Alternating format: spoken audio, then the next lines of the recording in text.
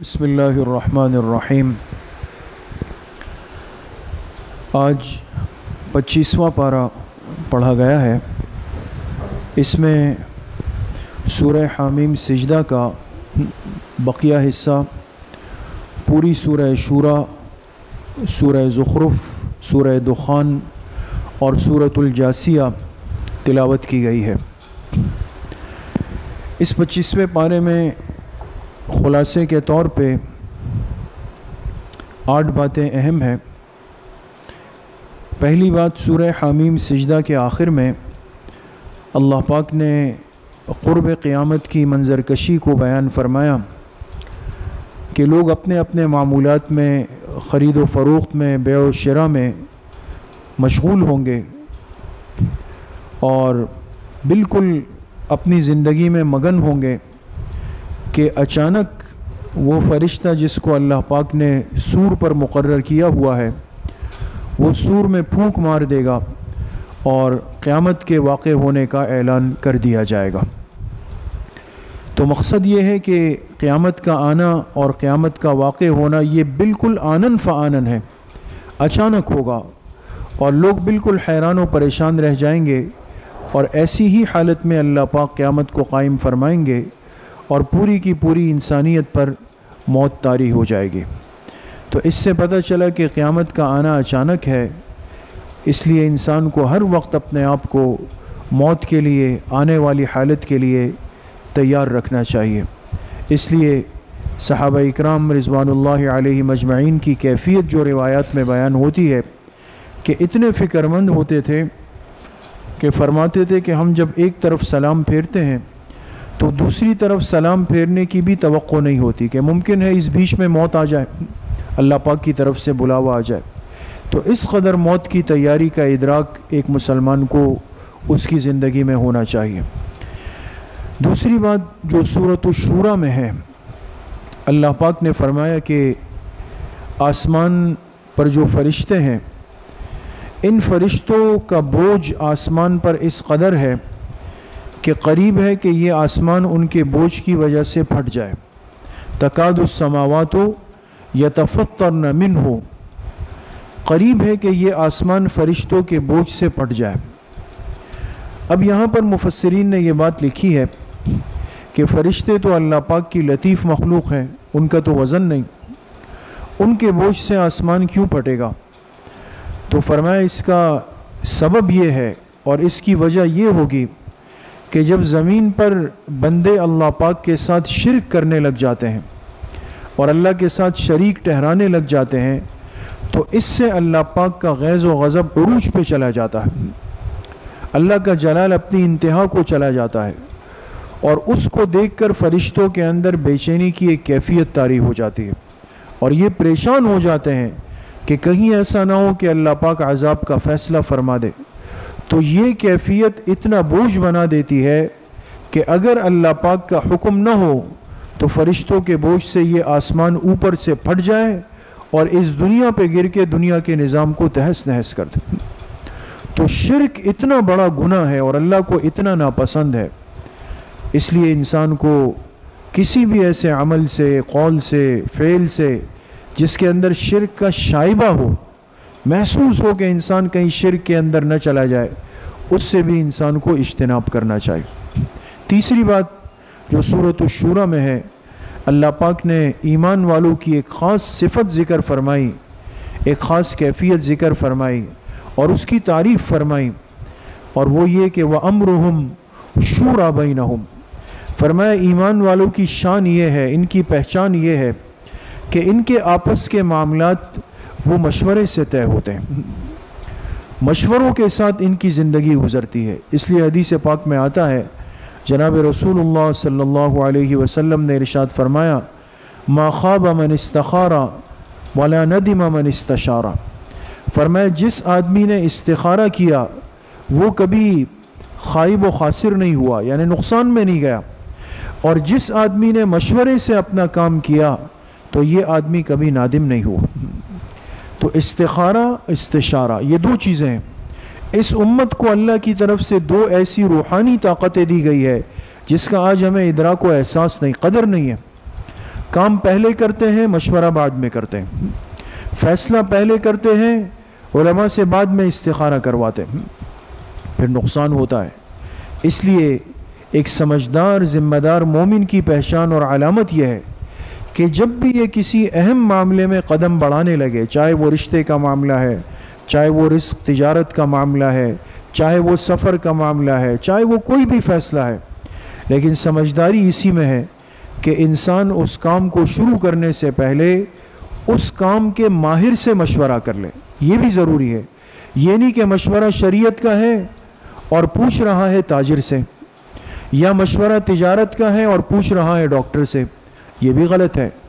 تو مشورہ کرے، اور مشورہ بھی اس میدان اس کام کے ماہر سے کرے۔ چوتھی بات جو سورۃ الزخرف میں ہے، اللہ پاک نے زمانہ جاہلیت کی ایک بہت ہی قبیح اور ناپسندیدہ رسم کو بیان فرمایا کہ جب حضور علیہ السلام کی بعثت نہیں ہوئی تھی، جاہلیت کا زمانہ تھا، بہت ساری خرابیاں عرب معاشرے میں رائج تھی، تو ان میں ایک سب سے بدترین خرابی یہ تھی کہ وہ بیٹیوں کی پیدائش کو عار سمجھتے تھے، اس کو عیب سمجھتے تھے، اور اللہ پاک نے اس کو بیان اس کیفیت میں کیا، وَإِذَا بُشِّرَ أَحَدُهُمْ بِالْأُنْثَى ظَلَّ وَجْهُهُ مُسْوَدًّا وَهُوَ كَظِيمٌ، اگر ان میں سے کسی کو یہ بتایا جاتا کہ بھئی آج تو آپ کے گھر بچی پیدا ہوئی، تو ظَلَّ وَجْهُهُ مُسْوَدًّا، تو اس کا چہرہ سارا دن سیاہ رہتا، وَهُوَ كَظِيمٌ، اور غم سے گھٹ رہا ہوتا، یعنی ایک عار عیب سمجھتا تھا کہ لوگوں کو کیا چہرہ دکھاؤں گا۔ ایسا بھی ظلم اور اندھیرے کا زمانہ اس دنیا نے دیکھا ہے کہ لوگوں نے بچیوں کی، لڑکیوں کی پیدائش پر عار کیا ہے، اس کو عیب سمجھا ہے، حالانکہ اتنی بڑی نادانی ہے کہ اس بات کی طرف ذہن نہیں گیا کہ میرا وجود کہاں سے آیا، یعنی میں اگر مرد ہوں، مذکر ہوں، نر ہوں، تو میرے وجود کے لیے تو اللہ نے میری ماں کو سبب بنایا، اور ماں عورت ہے، اگر وہ نہیں ہوتی تو میں کیسے ہوتا، اس بات کی طرف ذہن نہیں گیا۔ تو بچیوں کی پیدائش کو عار سمجھتے تھے، عیب سمجھتے تھے، پریشان رہتے تھے، لیکن جب اللہ پاک کے آخری پیغمبر رحمت کائنات، محبوب کائنات جناب رسول اللہ صلی اللہ علیہ وسلم تشریف لائے، تو آپ نے جہاں بہت سارے انعامات و احسانات فرمائے، وہیں پر آپ علیہ السلام نے عورت کے سر پہ رحمت کی چادر رکھی، بچیوں کی پیدائش کو باعث رحمت فرمایا، اور اتنی بڑی بشارت دی، اتنی بڑی بشارت دی کہ مستورات کا مجمع تھا، آپ علیہ السلام نے فرمایا کہ میرے جس امتی کو اللہ نے 3 بیٹیاں دی اور اس نے اس پر خوشی کا اظہار کیا، پھر ان بچیوں کی پرورش کی، پھر ان کی تربیت کی، پھر ان کو اتنا بڑا کیا کہ وہ نکاح کے قابل ہوئی، پھر جوڑ کا رشتہ آنے پر ان کے لیے رشتہ کرا کے رخصت کر دیا، فرمایا یہ بندہ قیامت میں جنت میں میرے اتنا قریب ہوگا جیسے ہاتھ کی 2 انگلیاں قریب ہوتی۔ ایک صحابیہ بیٹھی ہوئی تھی، وہ کھڑی ہو گئی اور ہمت کی۔ محدثین نے یہاں پر لکھا کہ صحابیات کا امت پر احسان ہے کہ آسانیاں ہوئی، اس لیے کہ آپ نے 3 بچیوں کا فرمایا، تو کھڑی ہو گئی اور فرمایا یا رسول اللہ صلی اللہ علیہ وسلم اگر کسی کی 2 ہوں، تو آپ نے فرمایا جس کی 2 ہو وہ بھی میرے ساتھ ہو۔ ایک اور صحابیہ کھڑی ہو گئی اور انہوں نے پوچھا کہ یا رسول اللہ صلی اللہ علیہ وسلم اگر کسی کی 1 ہو، آپ نے فرمایا جس کی 1 بچی ہو، اس نے خوشی کا اظہار کیا، اس کی تربیت کی، پھر جوڑ کا رشتہ آنے پر نکاح کیا، وہ بھی جنت میں میرے قریب ہوگا۔ تو قیامت تک کی امت کے ساتھ احسان کا معاملہ ہوا۔ بچیوں کا وجود تو رحمت ہے، باعث خیر ہے، اس لیے علماء نے لکھا ہے کہ جب انسان گھر جائے تو اس پر لازم ہے، حق ہے کہ یہ جو چیز اپنے ساتھ لے جائے پہلے بچی کو دے، پھر بیٹے کو دے۔ ہمارے ہاں تو الٹ ہوتا ہے نا، ہم تو اس کو ایک وہ سمجھتے ہیں کہ بیٹا ہو گیا، لیکن علماء نے مسئلہ یہ لکھا ہے کہ بیٹی باعث رحمت ہے، لہٰذا انسان جو چیز پہلے لے جائے اس کو دے دے، پھر اس کے بعد بیٹے کو دے دے، یہ اللہ کی نعمت پر خوشی کا ایک اظہار ہے۔ 5ویں بات جو سورۃ الزخرف میں ہے، اللہ پاک نے فرمایا کہ یہ دنیا اور دنیا کے جو مال و اسباب ہے، زخرف کا ترجمہ لغت والوں نے لکھا ہے سونے اور چاندی سے، اس لیے کہ یہ سب سے قیمتی چیز ہے۔ اللہ پاک نے فرمایا کہ یہ سونا چاندی جو دنیا میں ہے، جس کی قدر و قیمت تمہارے دلوں میں بہت زیادہ ہے، فرمایا اگر یہ اندیشہ نہ ہوتا کہ دنیا کفر کے راستے پہ چلی جائے تو ہم کافروں پر دنیا اتنی کھول دیتے کہ ان کے گھروں کے دروازے، دیواریں، سیڑھیاں، یہ ہر چیز سونے چاندی کی بنا دیتے، یعنی دنیا ان پہ کھول دیتے، اس لیے کہ آخرت تو ہے نہیں ان کے لیے، کوئی ارمان نہیں رہے ان کے دل پر، اس لیے دنیا ان پر کھول دیتے۔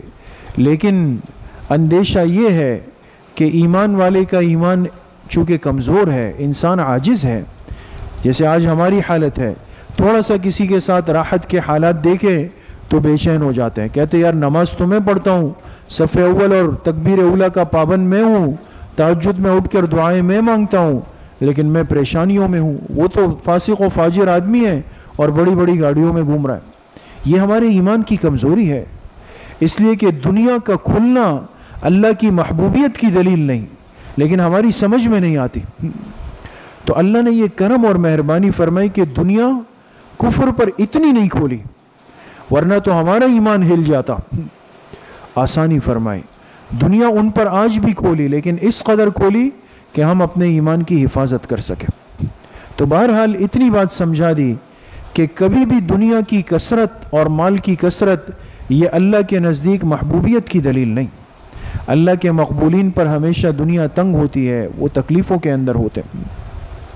چھٹی بات جو سورہ زخرف میں ہے، اللہ پاک نے فرمایا کہ وہ دوستی اور وہ تعلق جو اللہ کے لیے ہوگا، یہ تعلق آخرت میں بھی فائدہ دے گا، اور جو دوستی اور تعلق انسان دنیا کے لیے کرے گا، غرض اور مقاصد سے کرے گا، یہ دوستی آخرت میں دشمنی میں تبدیل ہو جائے گی۔ الاخلاء یومئذ بعضهم لبعض عدو، اس لیے آج انسان کسی کے ساتھ تعلق دوستی رکھتا ہے، کہتا ہے یار وہ میرا بڑا جگری یار ہے، بڑا دوست ہے، میں اس کے بغیر رہ نہیں سکتا۔ ٹھیک ہے، لیکن کیوں آپ کا یار اور دوست ہے؟ اس بات کو سمجھنا پڑے گا۔ اگر ہماری یہ دوستی اور تعلق للہ ہے، اللہ کے دین اور اللہ کی رضا کے لیے، اس میں کوئی دنیا کا غرض، دنیا کا مقصد، کوئی شہوت، کوئی ضرورت پوشیدہ نہیں ہے، پھر تو بہت اچھی بات ہے۔ لیکن اگر یہ تعلق اس لیے کہ بھئی آج اس سے دوستی ہے، کل یہ میرے کام آئے گا، کوئی ضرورت کے وقت ہاتھ بٹائے گا، میرے مسائل کو حل کرے گا، یہ بہت بڑی مصیبت ہو جائے گی قیامت کے دن۔ ہاں، جو تعلق اللہ کے لیے رکھا، اللہ کی رضا کے لیے رکھا، یہ تو بہت بڑی نعمت ہے۔ اس لیے روایت کے اندر آتا ہے کہ جب قیامت قائم ہوگی تو اللہ پاک اہل جنت سے کہیں گے کہ بھئی جنت کے اندر داخل ہو جاؤ۔ ہمارے استاذ کریم حضرت ڈاکٹر عبدالرزاق اسکندر صاحب حفظہ اللہ، اللہ پاک حضرت کی عمر صحت میں برکت نازل فرمائے، ہمیشہ طلبہ کو یہ روایت بڑے عجیب انداز میں سناتے تھے۔ فرماتے تھے اہل جنت جنت جا رہے ہوں گے اور دائیں بائیں صفیں لگی ہوگی ان لوگوں کی کہ جن کے لیے اللہ پاک نے ابھی جنت کا فیصلہ نہیں کیا، ان کو کھڑا کیا ہوگا کہ بھئی کھڑے ہو جاؤ، بھئی ان جنتیوں میں سے اگر کسی نے تمہاری سفارش کر دی تو ہم مان لیں گے، اور اگر کسی نے نہیں کی تو پھر انتظار کرو۔ اب آپ بتائیں کیا حالت ہوگی؟ اب صفیں کھڑی ہوئی ہے، جنتی جا رہے ہیں، درمیان سے گزر رہے ہیں، اتنے میں ایک جنتی کی نظر پڑ جائے گی ایک لائن میں کھڑے ہوئے آدمی پر، اور یہ دیکھے گا، اس کے قریب آئے گا اور اس سے کہے گا کہ تم وہ نہیں ہو فلاں جس نے ایک دن مجھے سخت پیاس لگی تھی، تم نے مجھے پانی پلایا تھا؟ وہ کہے گا ہاں میں ہوں نا۔ یہ اس کو ہاتھ سے پکڑے گا، اللہ کے سامنے جائے گا اور کہے گا اے اللہ، یہ میری سفارش کا منتظر ہے، اس نے دنیا میں مجھ پر احسان کیا، آج میں اس کی شفاعت کرتا ہوں، آپ قبول فرما لیں۔ اللہ فرمائیں گے اس کو ہاتھ سے پکڑ کر اپنے ساتھ جنت میں لے جاؤ۔ ایک چھوٹی سی عمل اور نیکی پر اللہ پاک اتنا نوازیں گے، تو اگر انسان دنیا میں اللہ کے لیے کسی کے ساتھ احسان کر لے تو کیا شان ہوگی۔ ساتویں بات جو سورہ دخان میں ہے، اللہ پاک نے قرب قیامت سے پہلے کی ایک نشانی ذکر کی، یوم تأتی السماء بدخان مبین، فرمایا قیامت سے پہلے کی ایک نشانی یہ کہ آسمان سے ایک دھواں نازل ہوگا، سب دھواں دھواں ہو جائے گا۔ صبح لوگ اٹھیں گے اور ان کو دنیا کی کیفیت نظر نہیں آئے گی کہ کیا ہو گیا. آسمان ایسا لگے گا کہ یہ دھواں بن کر نیچے اتر آیا ہے. فرمایا یہ کیفیت جب تمہیں نظر آ جائے تو سمجھ جاؤ کہ اب قیامت بہت قریب آ چکی ہے. جو قیامت کی علامات کبریٰ ہے نا، دجال کا آنا، یاجوج ماجوج کا آنا، سورج کا مغرب سے نکلنا، اسی طریقے سے روایات میں آتا ہے ایک بڑی نشانی آسمان سے دھوئیں کا اترنا ہے، اور انسان کو سارا عالم ایسا لگے گا کہ بھئی یہ دھواں دھواں ہو گیا ہے. تو یہ سمجھ جائے کہ اب قیامت قریب آ چکی ہے. اس کو اللہ پاک نے بیان فرمایا. آخری سورت سورہ جاسیہ ہے. 8ویں بات سورہ جاسیہ میں اللہ پاک نے فرمائی وَتَرَا كُلَّ أُمَّةٍ جاسیہ.